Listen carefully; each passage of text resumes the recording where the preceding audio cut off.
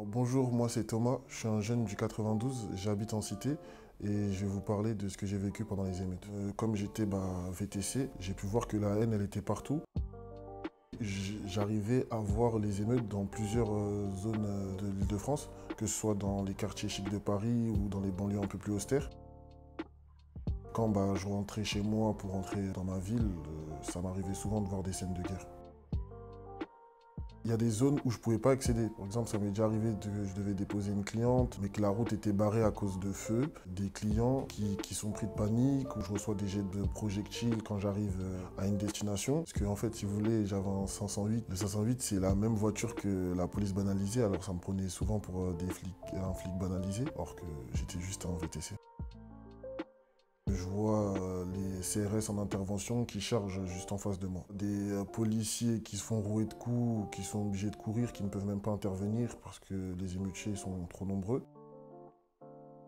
Les pompiers aussi se faisaient casser, c'était pas que la police. Ça m'est arrivé de voir des familles être obligées de sortir de leur domicile, car tout simplement parce que leur appartement prenait feu. Parce qu'en fait, il y avait des voitures en contrebas qui brûlaient et la fumée a incendié l'appartement du premier étage. Et si vous voulez, c'est tout l'immeuble du premier étage qui était obligé de descendre pour que les pompiers interviennent parce que leur appartement était en train de brûler tout simplement.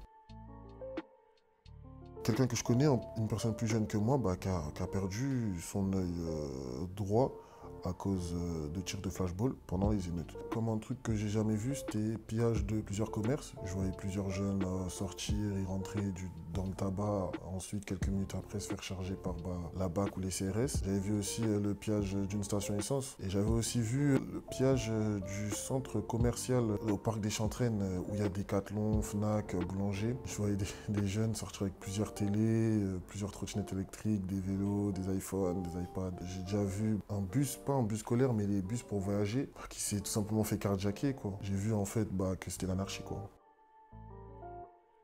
Alors, je cautionnais pas, mais je la comprenais cette haine parce que moi j'ai grandi et je vis encore dans une cité. Et si vous voulez, j'ai connu les bavures des policiers.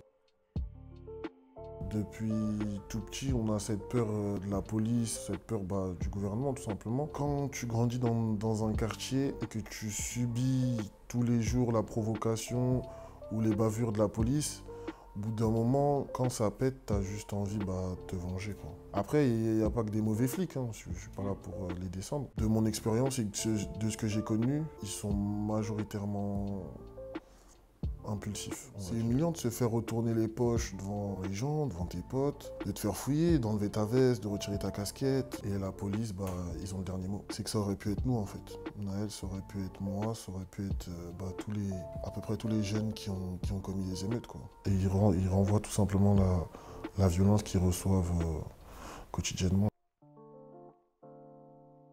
Nous, notre génération, je pense pas qu'on pourra la changer, mais c'est plus la génération future. Leur montrer qu'ils sont là pour nous protéger et pas pour nous tuer. C'est leur montrer que la police elle peut accorder des stages dans des commissariats, elle peut organiser des voyages.